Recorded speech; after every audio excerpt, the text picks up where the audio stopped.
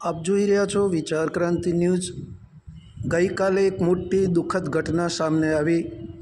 અમદાવાદથી યુકે જતું plane crush થતાં ગુજરાતના પૂર્વ મુખ્યમંત્રી શ્રી વિજય રૂપાણીનું નિધન સાથે પ્લેનમાં સવાર યાત્રીઓમાં પણ મૃત્યુનો અંક પહોંચ્યો છે, જાણવા મળ્યું નથી।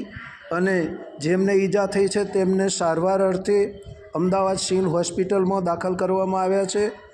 જે દુઃખદ ઘટના છે તેને પણ આખું રાજ્ય અને ભારત શ્રદ્ધાંજલિ આપે છે દિવંગત આત્માઓને, અને સૌના આત્માને શાંતિ મળે અને સદગતિ મળે એના માટેની પરમાત્માને પ્રાર્થના કરે છે।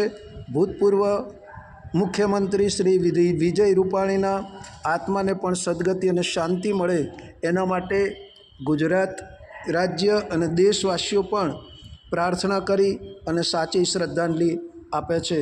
આવી દુર્ઘટનાઓ થાય તો સ્વાભાવિક છે કે મનની અંદર ઊંચાટ થાય, પ્રશ્ન થાય કે આવું કેમ બને।